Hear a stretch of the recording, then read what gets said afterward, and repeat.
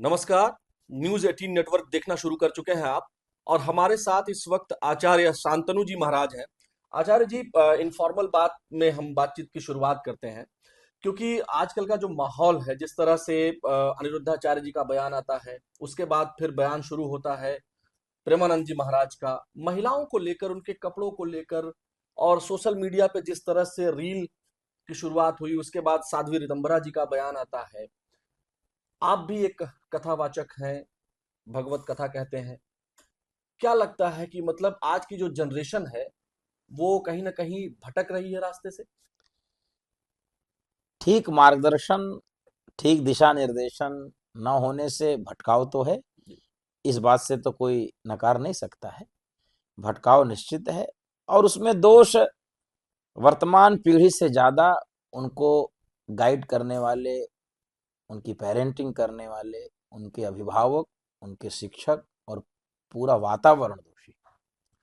पूरा वातावरण दोषी है कहीं ना कहीं। जैसे कभी कभी लगता नहीं है कि जो चीजें सोशल मीडिया पे अभी 25 ओटीटी प्लेटफॉर्म्स बंद किए गए हैं, जो नग्नता परोस रहे थे।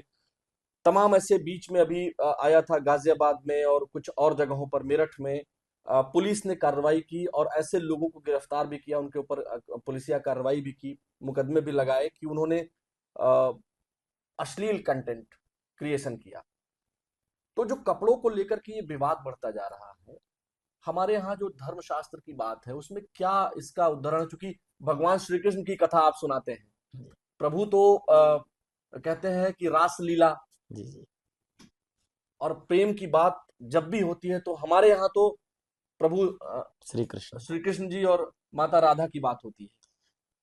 वास्तव में आपका प्रश्न बहुत ही सामयिक है।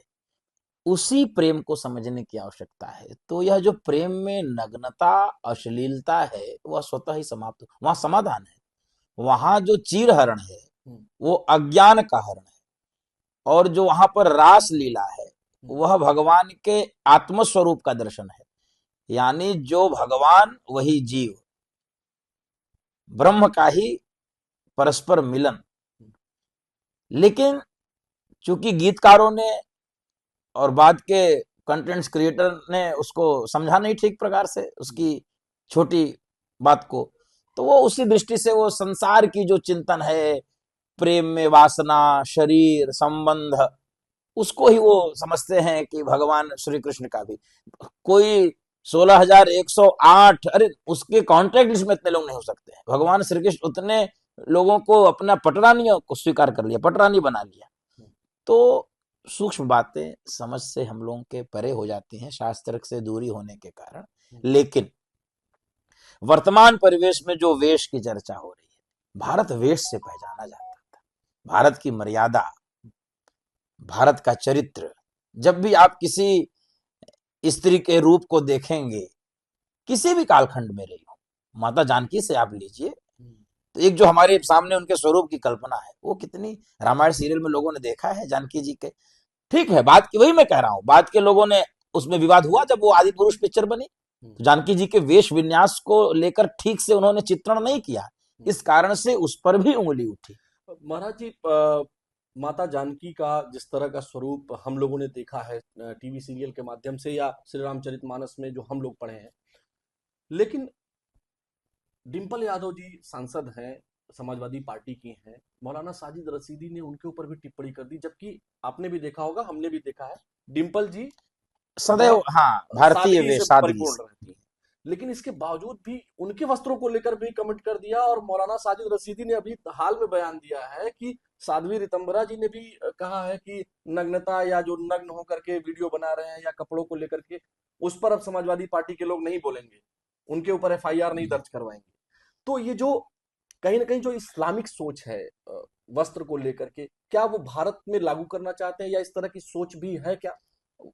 उनकी दृष्टि चूंकि भारत से मिसमैच है, वो एकदम से स्त्री को न जाने कहां पर रखते हैं, वो आप जानते हैं, वो फिर विवाद का विषय हो जाएगा। वो उनके यहाँ स्त्री बहुत नीचे पायदान पे खड़ी।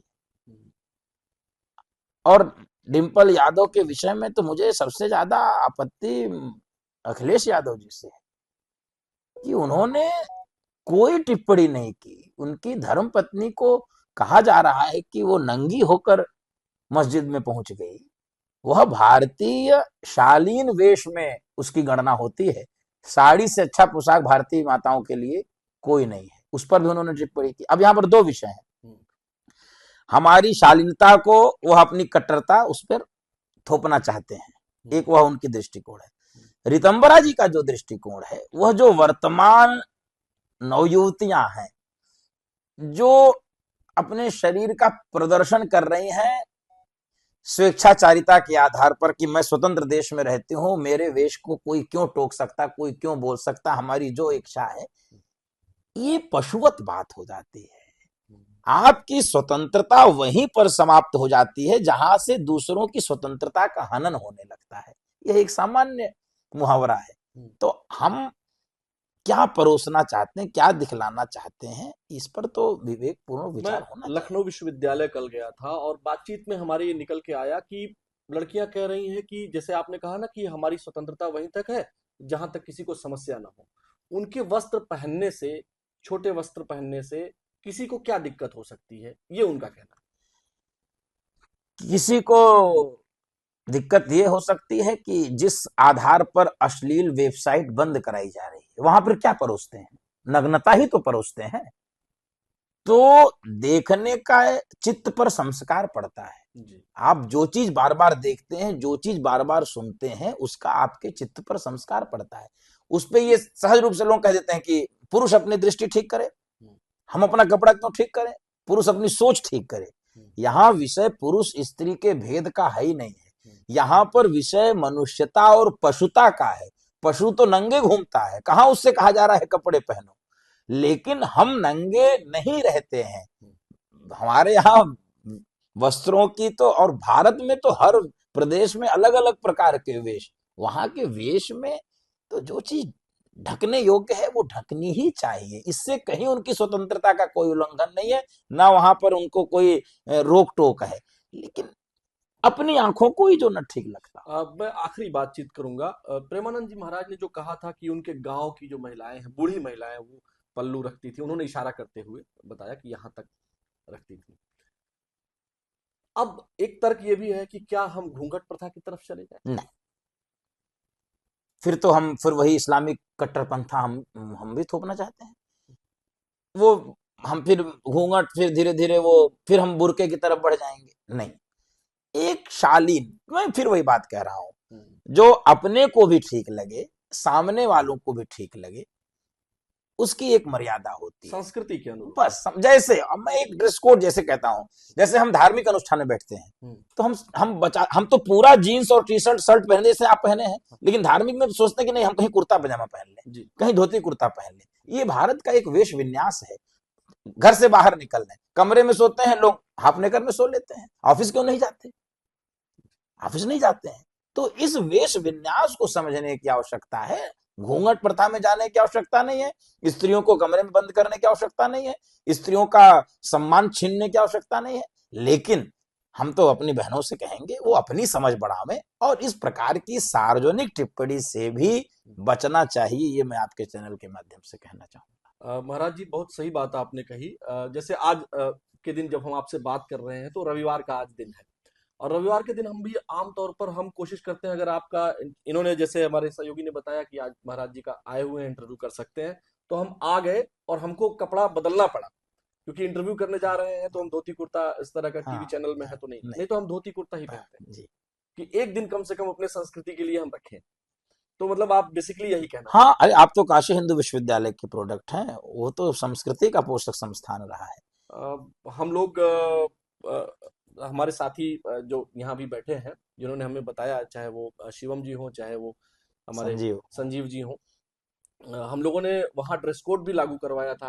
हम लोगों ने इनकार कर दिया था कि हम लोग, गुंजेश गौतम झा और हम सब लोग थे, कि हम लोग अपनी डिग्री जो है हाँ वो हाँ, भारतीय ठीक परिधान बात में है, हाँ लेंगे। हाँ हाँ। वहीं से लागू हुआ, और मुझे याद है आईआईटी बीएचयू में जब ये लागू हुआ था पहली बार, तब हमारे देश के राष्ट्रपति और हम लोगों के आराध्य डॉक्टर एपीजे अब्दुल कलाम साहब जो है, उन्होंने बड़ी तारीफ की हम लोगों हाँ की। हाँ, बहुत सुंदर। तो अपना परिधान तो अपना, अब तो कैंपस में ऐसा लगता है जैसे सब महामना मालवीय घूम रहे हैं जी जी। जिस दिन जो है डिग्री डिग्री मिलती है, वितरण, अवार्डेड होती है। नहीं वही मेरा बस इतना ही कहने का अर्थ है। वेश का अपना, उसकी मर्यादा, उसकी सुंदरता होती, उसकी शोभा होती। जैसे अभी मैं कथा करने जा रहा हूँ, वहां सब पीत वस्त्र में साड़ी पहन के, अब वो कहेंगे कि नहीं हम क्या आधे कपड़े में नहीं कथा सुन सकते? सुन सकते हो। हम्म। आप वहां के वातावरण को नुकसान पहुंचा रहे हो, आप वहां वातावरण को वहां खंडित कर रहे हो। जी।